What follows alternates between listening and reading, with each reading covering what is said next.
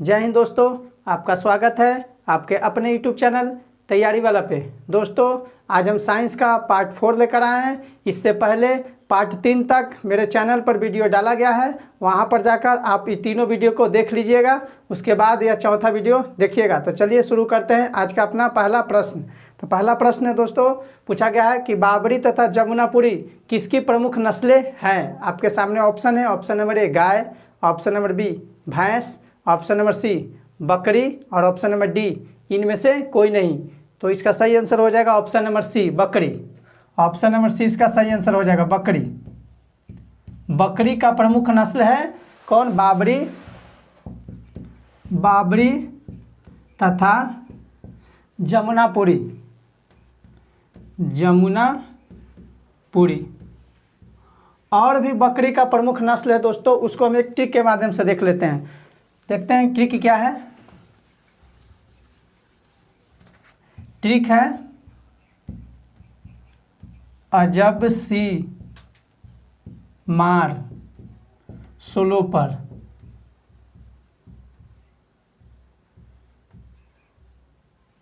अजब सी मार सोलो पर बकरी का प्रमुख नस्ल का ट्रिक है। बकरी के नस्लों का नाम, बकरी के नस्लों का नाम का ट्रिक है अजब सी मार सोलो पर। अजब सी मार सोलो पर। इसमें देखते हैं कौन कौन सा नस्ल शामिल है। तो अ माने हो गया अलबरी, अलबरी। अ का मतलब हो जाएगा अलबरी। ज का मतलब हो जाएगा वही पूछा गया है जमुनापारी, जमुनापारी। ब का मतलब हो जाएगा बाबरी, पूछा गया है बाबरी, बाबरी तथा एक और बाबरी तथा बीटल भी होता है, ध्यान में रखिएगा बीटल, बाबरी तथा बीटल। सी का मतलब हो जाएगा सिरोही, सी का मतलब हो जाएगा सिरोही। सी का मतलब क्या हो जाएगा? सिरोही। मार का मतलब हो जाएगा मारवाड़ी, मारवाड़ी। मार का मतलब हो जाएगा मारवाड़ी। सो का मतलब हो जाएगा शेखावटी, शेखावटी। से का मतलब हो जाएगा शेखावटी। और उसके बाद में पर का मतलब हो जाएगा पर्वतसार, पर्वतसार। तो इतना सारा बकरी का नस्ल है।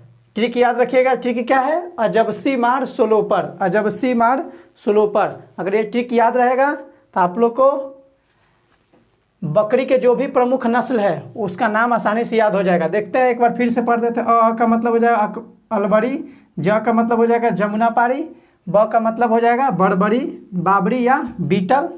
उसके बाद में सी का मतलब हो जाएगा सिरोही। मार का मतलब हो जाएगा मारवाड़ी। सोलो में तो सो का मतलब हो जाएगा शेखावटी और पर का मतलब हो जाएगा पर्वतसार। तो इतना सारा जो नस्ल है वो सब नस्ल किसका है दोस्तों? वह बकरी का प्रमुख नस्ल है। ट्रिक याद रखिएगा अजब सी मार सोलो पर, तो आप लोग को याद हो जाएगा। अब इसी में ऑप्शन नंबर बी में है, देख लेते हैं भैंस। भैंस के भी प्रमुख नस्लों को देख लेते हैं क्योंकि वहां से भी प्रश्न बनता है एग्जाम में। इसको भी एक ट्रिक के माध्यम से देख लेते हैं। भैंस की प्रमुख नस्ल, भैंस की प्रमुख नस्ल। भांजे ने मामू को मारा। ट्रिक क्या है? भांजे ने मामू को मारा। अगर ये ट्रिक याद रहेगा तो भैंस का जो भी प्रमुख नस्ल है याद हो जाएगा। अब इसमें देखते हैं कौन कौन सा नस्ल शामिल है। भ का मतलब हो जाएगा भदावरी, भ का मतलब क्या हो जाएगा? भदावरी। ज का मतलब हो जाएगा जमुना, ज का मतलब क्या हो जाएगा? जमुना। ने को क्या कर देना? ने को काट देना, ने पर ध्यान देना। म का मतलब हो जाएगा मेहसाना, मेहसाना, मेहसाना। यहाँ मुंह है तो मुंह का मतलब हो जाएगा मुर्दा, मुर्दा। को क्या कर देना है? काट देना है। तो ट्रिक याद रखिएगा ये वाला, भांजे ने मामू को मारा, भांजे ने मामू को क्या किया, मारा। तो आप लोग को जो भी भैंस का प्रमुख नस्ल है याद हो जाएगा। एक बार फिर से पढ़ देते हैं। भ का मतलब हो जाएगा भदावरी, ज का मतलब हो जाएगा जमुना, ने को क्या कर देना है, काट देना है। मामू में आइए तो माँ का मतलब हो जाएगा मेहसाना, मुँह का मतलब हो जाएगा मुर्दा। तब भांजे ने मामू को मारा। इसमें एक और पूछा जाता है सुरती, वो भी ध्यान में रखिएगा। सुरती ये भी किसका नस्ल है, ये भी भैंस का है। ये प्रश्न पूछा गया है एग्जाम में, दरोगा में, इसको मेंस में पूछा गया था कि सुरती किसका नस्ल है। तो किसका नस्ल है, यह भैंस का प्रमुख नस्ल है। सुरती, मुर्रा, मेहसाना, जमुना, उसके बाद भदावरी, ये सब नस्ल है किसका, भैंस का प्रमुख नस्ल है। चलिए इसमें एक और है, ऑप्शन नंबर ए को देख लेते हैं। उस गाय, गाय के भी नस्ल को देख लेते हैं, वहाँ से भी प्रश्न बनता है। गाय, गाय के नस्ल, गाय के नस्ल में आ जाता है कांग्रेज, कांग्रेज, थारपारकर, थारपारकर, नागौरी, हरियाणवी। ये सब जो नस्ल है, ये सब नस्ल किसका है, ये सब गाय का नस्ल है दोस्तों। ध्यान में रखिएगा कौन कौन, कांग्रेज, थारपारकर, नागौरी और हरियाणवी, ये सब जो नस्ल है किसका नस्ल है, गाय का नस्ल है। तो चलिए पहला प्रश्न क्या था, बाबरी तथा जमुनापुरी किसका प्रमुख नस्ल है। तो आंसर क्या हो जाएगा, बकरी। बाबरी जो है वह यूपी में है, यूपी में पाया जाता है, और जबकि जमुनापुरी वह राजस्थान में ज़्यादातर मात्रा में पाया जाता है वहाँ पर। तो इसका सही आंसर हो जाएगा ऑप्शन नंबर सी, बकरी। चलिए अब अगले प्रश्न पे आते हैं। प्रश्न संख्या 2 होगा। पूछा गया है कि पेड़ पौधों की टहनियों को हिलाने से फूल पत्तों का गिरना न्यूटन के किस नियम का उदाहरण है। अगर पेड़ पत्तों के टहनियों को हिलाते हैं, पेड़ पौधों के टहनियों को हिलाते हैं तो फूल पत्तियों का गिरना न्यूटन के कौन से गति नियम का उदाहरण है। आपके सामने ऑप्शन है, ऑप्शन नंबर ए पहला नियम, ऑप्शन नंबर बी दूसरा नियम, ऑप्शन नंबर सी तीसरा नियम, और ऑप्शन नंबर डी इनमें से कोई नहीं। तो इसका सही आंसर हो जाएगा option number A, option number ए पहला नियम। ऑप्शन नंबर ए इसका हो जाएगा पहला नियम, पहला नियम, पहला नियम। न्यूटन के पहला गति नियम कहता है कि यदि कोई व्यक्ति गतिशील है तो गतिशील ही अवस्था में रहना चाहेगी जब तक उस पर कोई बाहरी फोर्स न लगे। तो वही इसका गति का पहला नियम है। इसका सही आंसर हो जाएगा option number A. Option number B में है दूसरा नियम, तो बल का व्यंजक, दूसरा नियम से बल का व्यंजक प्राप्त हुआ F बराबर एम में, F बराबर एम में जो सूत्र मिला है बल के लिए, यह कौन से गति के नियम से मिला है, दूसरा गति नियम से मिला है। और तृतीय गति नियम है क्रिया बराबर प्रतिक्रिया। तो अब अगले प्रश्न पर आते हैं। प्रश्न संख्या 3 होगा, देखते हैं क्या है। पूछा गया है, ये न्यूमेरिकल वाला प्रश्न है दोस्तों। देखते हैं, किसी घर में लगे बिजली बल्ब पर 200 वोल्ट, भी का मतलब वोल्ट होता है, 200 वोल्ट तथा 100 वाट, डब्ल्यू का मतलब वाट होता है, लिखा हुआ है। किसी घर में लगे बिजली बल्ब पर 200 वोल्ट तथा 100 वाट लिखा हुआ है, उस बल्ब का कुल प्रतिरोध कितना होगा। यानी कि इसका प्रतिरोध, रेजिस्टेंस पूछा जा रहा है, प्रतिरोध पूछा जा रहा है। अब देख लेते हैं इसमें क्या क्या दिया हुआ है। तो दिया हुआ है 200 वोल्ट दिया हुआ है, 200 वोल्ट दिया हुआ है। उसके बाद में पी का वैल्यू कितना दिया हुआ है, पी माने पावर 100 वाट, 200 वोल्ट दिया, पी बराबर 100 वाट। एक फार्मूला होता है पी बराबर V²/R, पी बराबर V²/R। अगर ये फार्मूला याद रहेगा तो यहाँ से हम क्या निकालेंगे, आर का वैल्यू निकालेंगे, वही कुल प्रतिरोध होता है। तब देख लेते हैं यहाँ पर पी का वैल्यू कितना दिया हुआ है 100, भी वोल्ट है तो कितना दिया हुआ है 200, 200 गुने 200, आर तो हमको निकालना है। क्या होगा, ये 2 0 से 2 0 क्या हो गया, कट गया। तब गुना करेंगे तो आर हो जाएगा, आर बराबर कितना हो जाएगा 2 दूनी 4, 400 ओम, क्योंकि प्रतिरोध का मात्रा क्या होता है, ओम होता है। तो कितना ओम आ गया, 400 ओम आ गया, जो ऑप्शन नंबर बी में है। तो इसका सही आंसर क्या हो जाएगा, option number B, option number B इसका राइट आंसर हो जाएगा। तो चलिए अब अगले प्रश्न पे आते हैं। प्रश्न संख्या 4 होगा। पूछा गया है कि रॉकेट किसके संरक्षण नियम के सिद्धांत पर कार्य करता है। आपके सामने ऑप्शन है। ऑप्शन नंबर ए कोणीय संवेग, ऑप्शन नंबर बी रैखिक संवेग, ऑप्शन नंबर सी ऊर्जा का संरक्षण और ऑप्शन नंबर डी आवेश का संरक्षण। तो इसका सही आंसर हो जाएगा रैखिक संवेग। ऑप्शन नंबर बी इसका सही आंसर हो जाएगा, ध्यान में रखिएगा। Option number B, option number B इसका सही आंसर हो जाएगा रैखिक संवेग। रैखिक संवेग, रैखिक संवेग के कारण ही रॉकेट उसी प्रकार करता है। आते हैं अब अगले प्रश्न। प्रश्न संख्या 5 है। शेविंग ब्रश के रेशों का आपस में चिपक जाना किसका उदाहरण है। आपके सामने ऑप्शन है। ऑप्शन नंबर ए घर्षण, ऑप्शन नंबर बी सयानता, ऑप्शन नंबर सी प्रत्यास्था और ऑप्शन नंबर डी पृष्ठ तनाव। तो इसका सही आंसर हो जाएगा option number D. Option number D इसका सही आंसर हो जाएगा। अगले प्रश्न पाते हैं। प्रश्न संख्या 6 है। पूछा गया है कि फोटॉन की खोज किसने किया था। आपके सामने ऑप्शन है। ऑप्शन नंबर ए लाल Strauss, option number B Albert Einstein, option number C Humphry Davy और option number D H Taylor. तो इसका सही आंसर हो जाएगा option number B Albert Einstein. Option number B Albert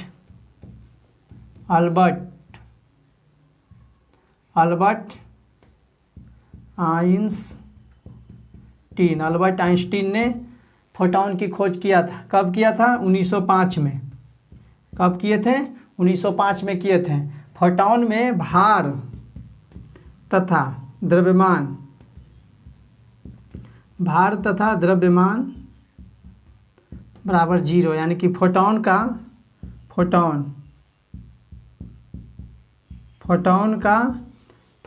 भार तथा द्रव्यमान दोनों क्या होता है? 0 होता है। आप लोग ध्यान में इसे रखिएगा। अगर पूछता है एग्जाम में कि फोटॉन का भार तथा द्रव्यमान कितना होता है, तो वह 0 होता है, 0 होता है। तो इसका सही आंसर हो जाएगा option number B Albert Einstein photon की खोज किए थे। अगले प्रश्न पाते हैं। प्रश्न संख्या 7 है। पूछा गया है कि फ्लेमिंग के दाएं हाथ के नियम का प्रयोग किसकी दिशा का पता लगाने के लिए किया जाता है। यानी कि फ्लेमिंग का जो दाहिना हाथ का नियम है वह क्या बताता है। आपके सामने ऑप्शन है। ऑप्शन नंबर ए प्रेरित धारा, ऑप्शन नंबर बी वास्तविक धारा, ऑप्शन नंबर सी प्रत्यावर्ती धारा और ऑप्शन नंबर डी दिष्टकारी धारा। तो इसका सही आंसर हो जाएगा ऑप्शन नंबर ए प्रेरित धारा। ऑप्शन नंबर ए प्रेरित धारा इसका सही आंसर हो जाएगा। फ्लेमिंग के दाहिने हाथ के नियम से क्या मालूम चलता है? प्रेरित धारा, प्रेरित धारा की जानकारी प्राप्त होता है। तो इसका सही आंसर हो जाएगा ऑप्शन नंबर ए। देख लेते हैं प्रश्न संख्या 8 को। किसी तत्व का रासायनिक गुण निम्न में से किस पर निर्धारित होता है, यानी कि किस पर निर्भर करता है तत्व का रासायनिक गुण। आपके सामने ऑप्शन है। ऑप्शन नंबर ए प्रोटॉन की संख्या पर, ऑप्शन नंबर बी न्यूट्रॉन की संख्या पर और ऑप्शन नंबर सी इलेक्ट्रॉन की संख्या पर, ऑप्शन नंबर डी उपयुक्त में से सभी। तो इसका सही आंसर हो जाएगा ऑप्शन नंबर सी इलेक्ट्रॉनों की संख्या पर निर्भर करता है। ऑप्शन नंबर सी इलेक्ट्रॉन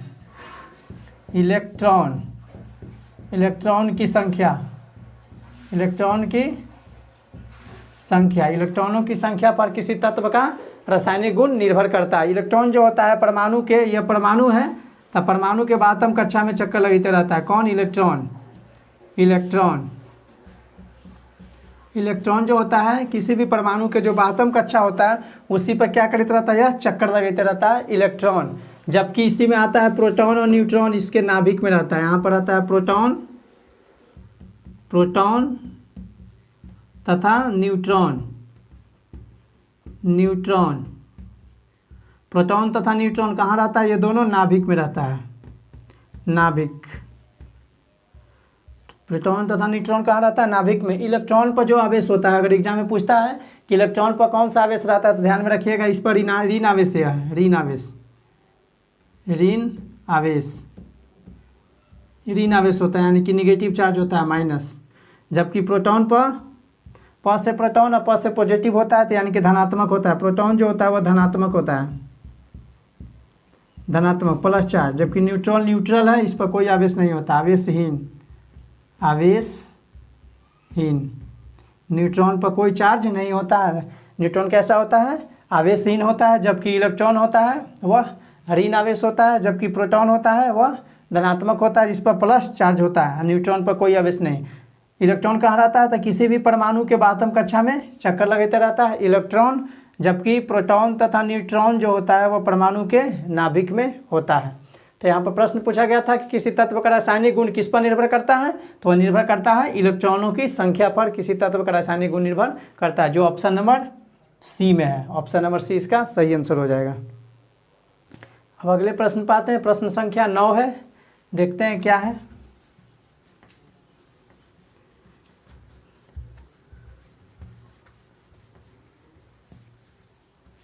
पूछा गया कि पित्तल किसका मिश्रण है। आसान सा प्रश्न है, बार बार ये प्रश्न पूछा जाता है। ऑप्शन नंबर ए तांबा और टीन, ऑप्शन नंबर बी तांबा और जस्ता, ऑप्शन नंबर सी तांबा जस्ता और टीन, और ऑप्शन नंबर डी इनमें से कोई नहीं। तो इसका सही आंसर हो जाएगा ऑप्शन नंबर बी तांबा और जस्ता।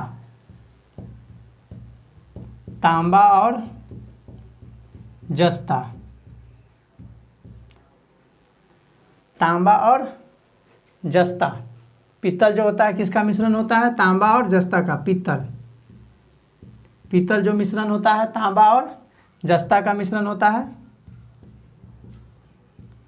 ऑप्शन नंबर ए में लिखा हुआ है तांबा और टीन, इसका संकेत होता है Cu, ये होता है Zn माने जस्ता। ऑप्शन नंबर ए में है तांबा तथा टीन। तांबा तथा टीन जो होता है वह कांसा बनता है।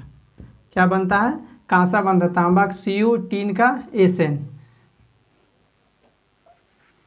तो तांबा में जब टीन मिलाते हैं तो क्या बनता है, कांसा बनता है। जब तांबा में जस्ता मिलाते हैं तो क्या बनता है, पीतल बनता है। आप लोग ध्यान में इसे रखिएगा। तो इसका सही आंसर हो जाएगा ऑप्शन नंबर बी, पीतल किसका मिश्रण है, तांबा और जस्ता का मिश्रण है। चलिए अब अगले प्रश्न पर आते हैं, प्रश्न संख्या 10 है। ये भी प्रश्न है जो दोस्तों बार बार एग्जाम में पूछा जाता है, अलग अलग एग्जाम में ये प्रश्न देखने को मिलता है। पूछा गया कि निम्नलिखित में कौन लोहे का सबसे शुद्धतम रूप है। आपके सामने ऑप्शन है, ऑप्शन नंबर ए ढलवा लोहा, ऑप्शन नंबर बी पिटवा लोहा, ऑप्शन नंबर सी कच्चा लोहा, और ऑप्शन नंबर डी इनमें से कोई नहीं। तो इसका सही आंसर हो जाएगा ऑप्शन नंबर बी पिटवा लोहा। ऑप्शन नंबर बी हो जाएगा पिटवा लोहा। पिटवा लोहा, पिटवा लोहा, इसका सही आंसर क्या हो जाएगा, पिटवा लोहा। यानी कि लोहे का सबसे शुद्धतम रूप, शुद्ध लोहा होता है पिटवा लोहा। इसमें कार्बन का मात्रा कितना होता है, 0.4 से 0.8% इसमें कार्बन की मात्रा होता है। कार्बन की मात्रा, जिसमें कार्बन की मात्रा सबसे कम वो सबसे शुद्धतम लोहा होगा। ध्यान में आप लोग रखिएगा। तो पिटवा लोहा में सबसे कम रहता है कार्बन की मात्रा, कितना रहता है, 0.4 से 0.8% रहता है। तो इसका सही आंसर हो जाएगा पिटवा लोहा। पीट को लोहा को क्या बना दिया, इसको शुद्ध बना दिया। इस तरह से इसको याद रखिएगा। तो लोहे का शुद्धतम रूप होता है पिटवा लोहा। चलिए अब अगले प्रश्न पाते हैं, प्रश्न संख्या 11 है दोस्तों। पूछा गया है कि समुद्र में गोताखोरी करते समय गोताखोर ऑक्सीजन के साथ किस गैस का प्रयोग करते हैं। समुद्र में अगर गोताखोरी कोई कर रहा है तो ऑक्सीजन के साथ और किस गैस का प्रयोग करते हैं। आपके सामने ऑप्शन है, option number A argon, option number B nitrogen, option number C helium, और ऑप्शन नंबर डी ऑक्सीजन। तो इसका सही आंसर हो जाएगा option number C helium. Oxygen के साथ क्या लेके जाते हैं, हीलियम को। ऑप्शन नंबर सी इसका सही आंसर हो जाएगा हीलियम। हीलियम संकेत होता है He। ऑक्सीजन के साथ क्या लेके जाते हैं, वो हीलियम गैस को लेके जाते हैं जब गोताखोर लगाते हैं तब। तो इसका सही आंसर हो जाएगा ऑप्शन नंबर सी, इसका सही आंसर हो जाएगा। अब अगले प्रश्न पाते हैं, प्रश्न संख्या 12 है। देखते हैं कि कैसा प्रश्न है। सुक्रोज के जल अपघटन से किसका निर्माण होता है। अगर सुक्रोज का हम जल अपघटन करवाते हैं तो क्या बनता है। तो सुक्रोज क्या है, चीनी है। सुक्रोज क्या है, चीनी।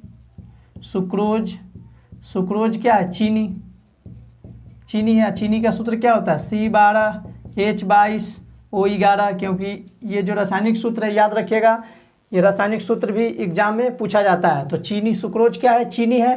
तो इसको जब जल अपघटन कराया जाता है तब बनता है ग्लूकोज तथा फ्रक्टोज। ग्लूकोज तथा फ्रक्टोज। ग्लूकोज तथा फ्रक्टोज दोनों बनता है, ग्लूकोज और फ्रक्टोज दोनों बनता है। जब सुक्रोज को जल अपघटन करवाते हैं तब क्या बनता है, ग्लूकोज भी बनता है और फ्रक्टोज भी बनता है। तो इसका सही आंसर हो जाएगा ऑप्शन नंबर डी, इसका सही आंसर हो जाएगा। ग्लूकोज का सूत्र क्या होता है, C6H12O6, C6H12O6। देखिए कार्बन कितना 6, हाइड्रोजन कितना 12, ऑक्सीजन कितना 6, तो ये दोनों का जोड़ यहाँ रहता है बीच में। यहाँ क्या है, इस सुक्रोज यानी कि चीनी का इस सूत्र है C12H22 और O11, दोनों इंपॉर्टेंट है। ये दोनों जो रासायनिक सूत्र बताए हैं बहुत महत्वपूर्ण है, क्योंकि ये दोनों प्रश्न पूछा गया है एग्जाम में। तो चीनी का सूत्र होता है C12H22 O11, नहीं तो उसी को क्या बोलते हैं, सुक्रोज भी बोला जाता है। ग्लूकोज का क्या होता है, C6H12O6। आप लोग ध्यान में इसे रखिएगा। तो इसका सही आंसर क्या हो जाएगा, ग्लूकोज तथा फ्रक्टोज, जो ऑप्शन नंबर डी में है। राइट आंसर हो जाएगा ऑप्शन नंबर डी। चलिए अगले प्रश्न पर। अगला प्रश्न क्या है, पूछा गया है कि निम्नलिखित में से किसका वैज्ञानिक नाम ओराइजा सटिवा है। तो आपके सामने ऑप्शन है, ऑप्शन नंबर ए है चना, ऑप्शन नंबर बी है धान, ऑप्शन नंबर सी है मटर और ऑप्शन नंबर डी है सरसों। तो इसका सही आंसर हो जाएगा ऑप्शन नंबर बी धान। धान का वैज्ञानिक नाम जो है दोस्तों वो ओराइजा सटिवा है। इसी में ऑप्शन नंबर सी में है मटर, मटर का हो जाए पीजम एस्टिवम, पीजम अस्टिवम। पीजम अस्टिवम किसका वैज्ञानिक नाम है, यह मटर का, मटर का वैज्ञानिक नाम क्या है, पीजम अस्टिवम, पीजम अस्टिवम। चलिए इसी में ऑप्शन नंबर डी में है सरसों, सरसों को भी देख लेते हैं। सरसों का वैज्ञानिक नाम क्या है, ब्रासिका, ब्रासिका कंप्रेस्टिस,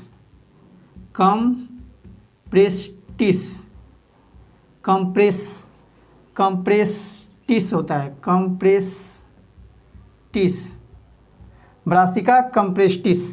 तो ध्यान में रखिएगा, धान का वैज्ञानिक नाम क्या होता है, ओराइजा सटिवा।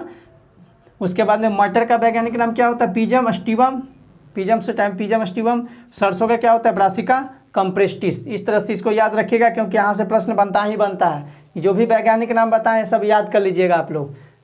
तो चलिए अब अगले प्रश्न पर आते हैं। इसका आंसर क्या हो जाएगा, ऑप्शन नंबर बी। चलिए अब अगले प्रश्न को देखते हैं। अगला प्रश्न है, निम्नलिखित में से कौन ग्रेमिनेसी कुल का पौधा नहीं है। यानी कि इसमें प्रश्न पूछा गया कि कौन 4 गो ऑप्शन में ग्रेमिनेसी कुल का पौधा नहीं है। आपके सामने ऑप्शन है, ऑप्शन नंबर ए नारियल, ऑप्शन नंबर बी जौ, ऑप्शन नंबर सी मक्का और ऑप्शन नंबर डी ज्वार। तो इसका सही आंसर हो जाएगा ऑप्शन नंबर ए नारियल। नारियल जो है वह ग्रेमिनेसी कुल का पौधा नहीं है। नारियल ऑप्शन नंबर ए इसका सही आंसर हो जाएगा। नारियल, नारियल यह पल्मी कुल का है, पल्मी कुल का यह है, ध्यान में रखिएगा, पल्मी कुल का यह पौधा है। नारियल किस कुल का पौधा है, पल्मी कुल का। जबकि जौ, मक्का, ज्वार, बांस तथा चावल ये सब जो है ग्रेमिनेसी कुल का पौधा है,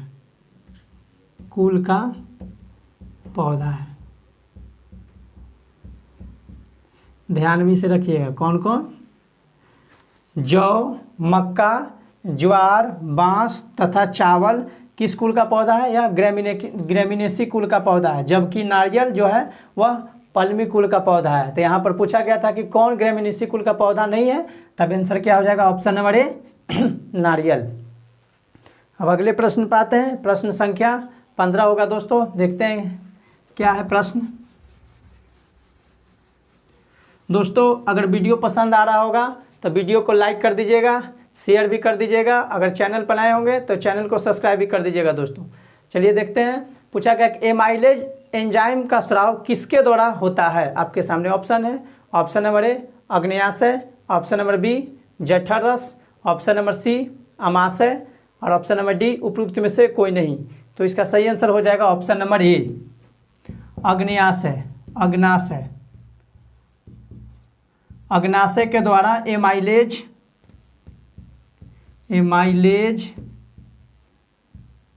उसके बाद में लाइपेज तथा ट्रिप्सिन ट्रिप्सिन, ये 3 गो एंजाइम है, एंजाइम। ये 3 ऐसा एंजाइम है जो कहाँ से निकलता है, वह निकलता है अग्न्याशय से निकलता है। ध्यान में रखिएगा कौन कौन, एमाइलेज, लाइपेज तथा ट्रिप्सिन कहाँ से निकलता है, यह निकलता है अग्न्याशय से निकलता है। जबकि दो और है, एक है पेप्सिन, पेप्सिन तथा रेनिन, रेनिन, पेप्सिन तथा रेनिन ये दोनों निकलता है, वह जठर रस से निकलता है। कहाँ से निकलता है, जठर रस। ध्यान में रखिएगा जठर रस, जठर रस से कौन कौन निकलता है, पेप्सिन तथा रेनिन कहाँ से निकलता है, यह जठर रस से निकलता है।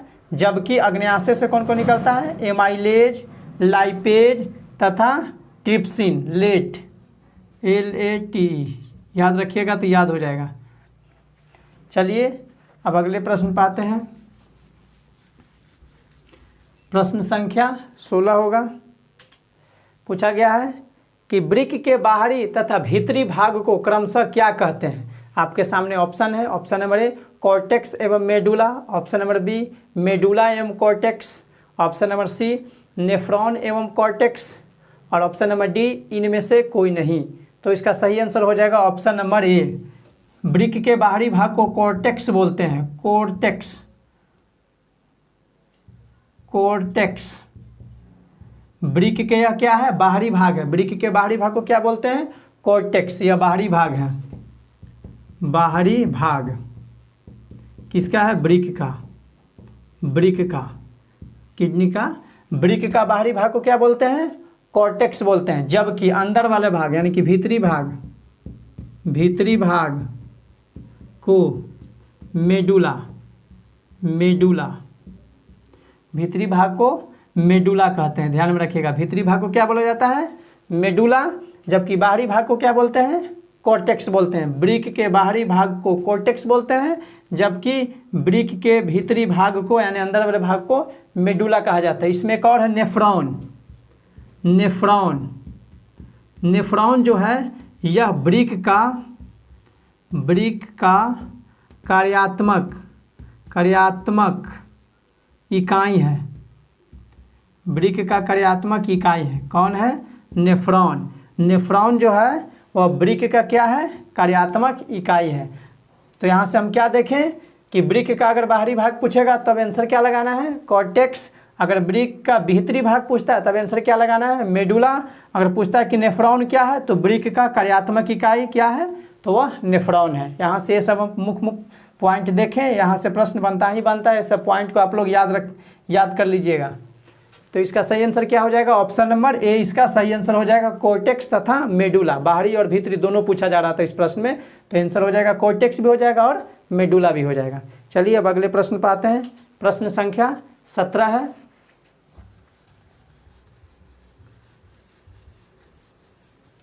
देखते हैं क्या है।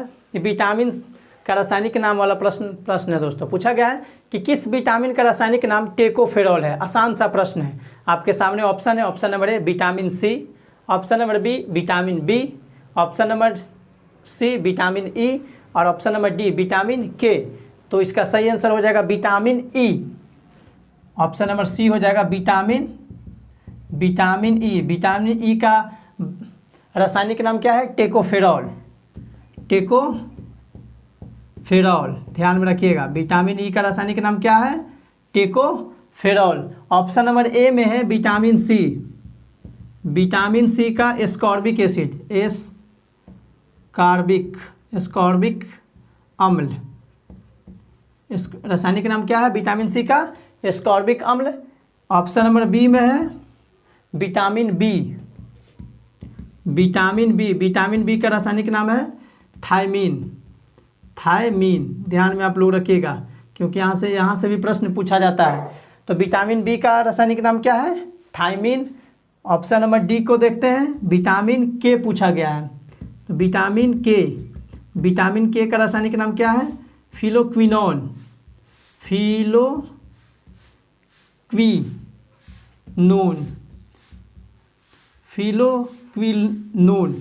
फिलोक्विनोन किसका रासायनिक नाम है, विटामिन के का। थायमिन किसका है? विटामिन बी का।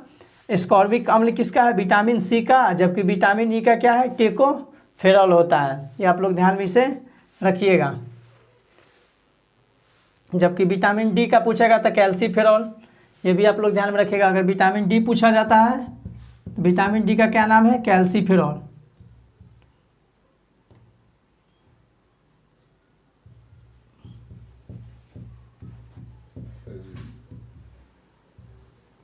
कैल्सीफेरॉल विटामिन डी का रासायनिक नाम कैल्सीफेरॉल, विटामिन ई का टेकोफेरॉल, विटामिन सी का एस्कॉर्बिक अम्ल, विटामिन बी का थायमीन और विटामिन के का फिलोक्विनोन। तो चलिए यहाँ से हम महत्वपूर्ण विटामिन का रासायनिक नाम देखें। ये सब याद कर लीजिएगा दोस्तों, क्योंकि यहाँ से प्रश्न बनता ही बनता है। अगर एग्जाम में यहाँ से पूछेगा तो ये वीडियो देख लीजिएगा अच्छा से, तो आप लोग को याद हो जाएगा। चलिए अब अगले प्रश्न पाते हैं। प्रश्न संख्या 18 होगा। पूछा गया है कि मलेरिया परजीवी की निम्न में से कौन सी अवस्था संक्रामक है? आपके सामने ऑप्शन है। Option number A sporozoite, option number B साइरोजाइट, ऑप्शन नंबर सी ट्रोफोजोआइट और ऑप्शन नंबर डी इनमें से कोई नहीं।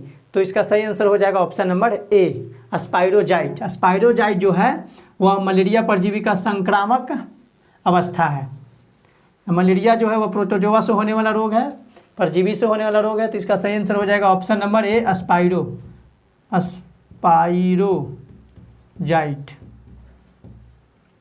स्पाइरोजाइट और मलेरिया परजीवी की कैसी अवस्था है? यह एक संक्रामक अवस्था है। ध्यान में रखिएगा, जो ऑप्शन नंबर ए है तो इसका सही आंसर हो जाएगा ऑप्शन नंबर ए स्पाइरोजाइट। अब अगले प्रश्न पाते हैं। प्रश्न संख्या 19 है। देखते हैं क्या है। निम्न में से किस पर ध्वनि का तरत्व निर्भर करता है? ये भी प्रश्न बार बार एग्जाम में पूछा जाता है दोस्तों। पूछा गया कि निम्न में से किस पर ध्वनि का जो तरत्व है निर्भर करता है? आपके सामने ऑप्शन है। ऑप्शन नंबर ए वेग, ऑप्शन नंबर बी आवृत्ति, ऑप्शन नंबर सी आयाम और ऑप्शन नंबर डी तीव्रता। तो इसका सही आंसर हो जाएगा option number B. Option number B आवृत्ति। ऑप्शन नंबर बी हो जाएगा आवृत्ति, यानी कि फ्रीक्वेंसी। तारत्व के कारण ही हम ध्वनि को पतला और मोटा कह सकते हैं, यानी कि पहचान सकते हैं कि किसका आवाज़ मोटा है और किसका आवाज़ पतला है। तो किसके कारण से? तो तारत्व के कारण से ही। जबकि तारत्व निर्भर किस पर करता है? तो ये निर्भर करता है फ्रीक्वेंसी यानी कि आवृत्ति पर निर्भर करता है। तो इसका सही आंसर हो जाएगा ऑप्शन नंबर बी आवृत्ति। अब अगले प्रश्न पाते हैं। प्रश्न संख्या 20 है। पूछा गया कि जब कोई वस्तु पृथ्वी से चंद्रमा पर स्थानांतरित किया जाता है तो द्रव्यमान पर क्या प्रभाव पड़ता है? कहने का मतलब है प्रश्न का दोस्तों कि अगर हम किसी वस्तु को पृथ्वी से चंद्रमा पर ले जाते हैं तो वहाँ पर उसके द्रव्यमान पर क्या प्रभाव पड़ता है? आपके सामने ऑप्शन है। ऑप्शन नंबर ए बढ़ता है, ऑप्शन नंबर बी घटता है, ऑप्शन नंबर सी अपरिवर्तित रहता है और ऑप्शन नंबर डी यानी कि उपरोक्त में से कोई नहीं। अपरिवर्तित का मतलब होता है कि नहीं बदलता है। तो इसका सही आंसर हो जाएगा ऑप्शन नंबर सी अपरिवर्तित रहता है, यानी कि नहीं बदलता है, उसका द्रव्यमान में कोई चेंजिंग नहीं होता है। तो इसका सही आंसर क्या हो जाएगा ऑप्शन नंबर सी अपरिवर्तित। भार क्या है? भार बदलता है। ध्यान में रखिएगा, भार क्या है? भार बदलता है, जबकि द्रव्यमान नहीं बदलता है। द्रव्यमान क्या होता है? नहीं बदलता है। द्रव्यमान नहीं बदलता है, जबकि भार क्या हो जाता है? बदल जाता है। अगर हम किसी वस्तु को पृथ्वी से चंद्रमा पर ले जाएंगे तो उसका द्रव्यमान नहीं बदलेगा, जबकि भार क्या हो जाएगा? बदल जाएगा। तो इसका सही आंसर हो जाएगा ऑप्शन नंबर सी अपरिवर्तित रहता है, यानी कि नहीं बदलता है, कोई चेंजिंग नहीं होता है। सही आंसर ऑप्शन नंबर सी।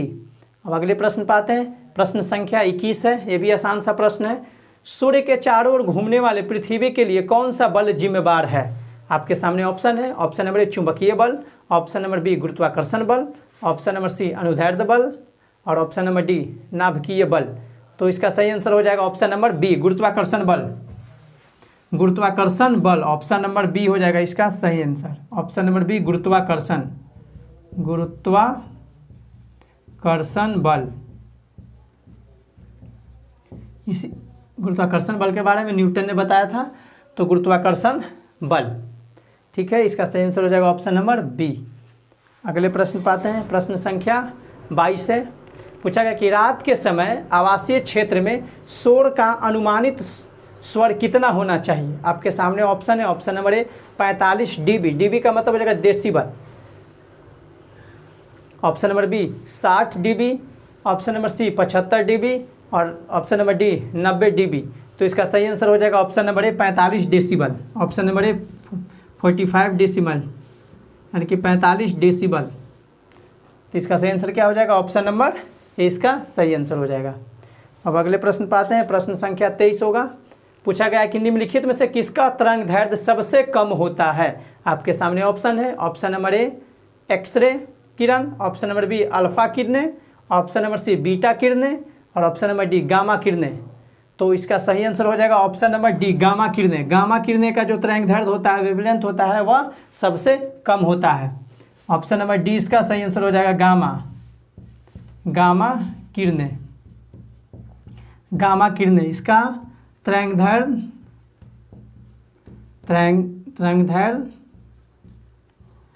कम होता है। तरंग दैर्ध्य क्या होता है? कम होता है, लेकिन वेदन क्षमता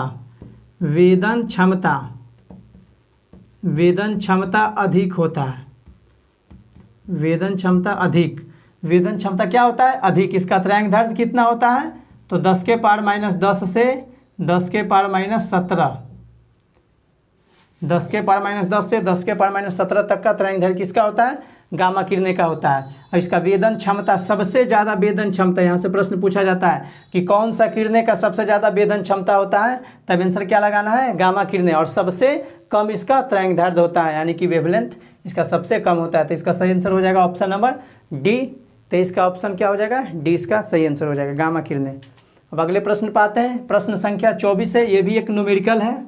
देखते हैं क्या पूछा जा रहा है। प्रश्न में पूछा जा रहा है कि 6 ओम के 3 प्रतिरोध को 6 वोल्ट की सप्लाई पर समांतर क्रम में जोड़ा जाता है, तो परिपथ का कुल प्रतिरोध कितना होगा? तो समांतर क्रम में जोड़ा जाता है, तो समांतर क्रम में हम लोग जानते हैं कि इसका समतुल्य प्रतिरोध निकालने का फॉर्मूला क्या होता है? 1/RS 1/R1 plus 1/R2 plus 1/R3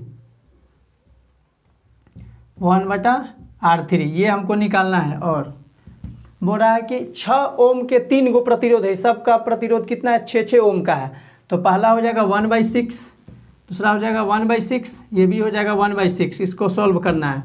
6 से 6 हो जाएगा 1 + 1 + 1, 3/6 काटेंगे तो 2, इधर हो जाएगा 1/RS, 1/RS,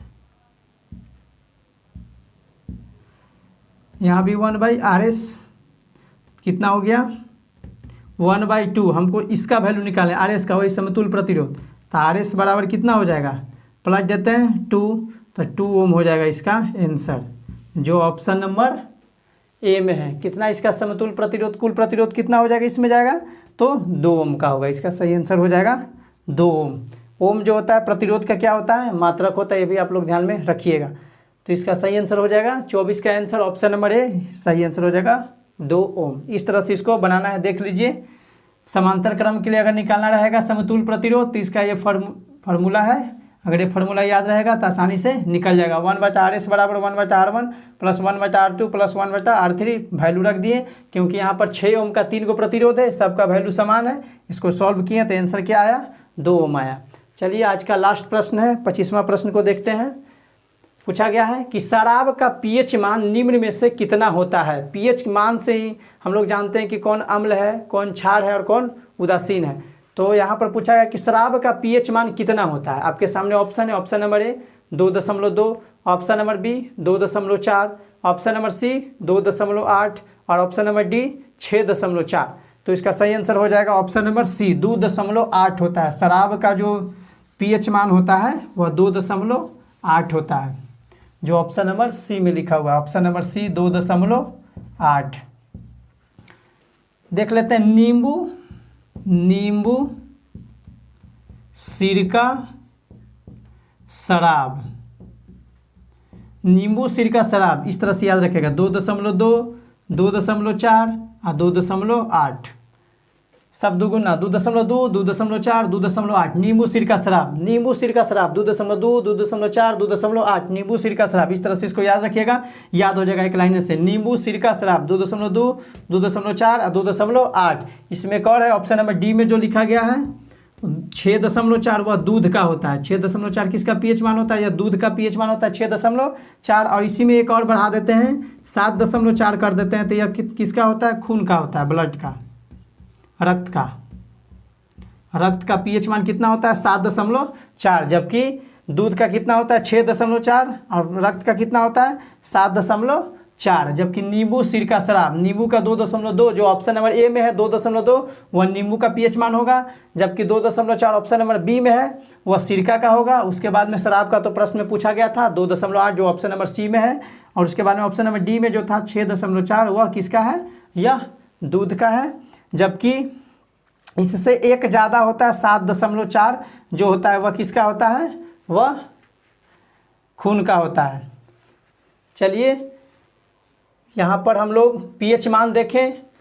सब पीएच मान जो है सब प्रश्न पूछा गया है एग्जाम में, इसको याद रख लीजिएगा दोस्तों।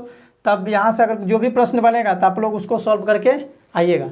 दोस्तों आज का वीडियो कैसा लगा कमेंट करके ज़रूर बताइएगा। अगर अच्छा लगा होगा तो वीडियो को लाइक कर दीजिएगा, शेयर भी कर दीजिएगा। अगर चैनल पर नए होंगे तो चैनल को सब्सक्राइब भी कर दीजिएगा दोस्तों। थैंक यू, जय हिंद।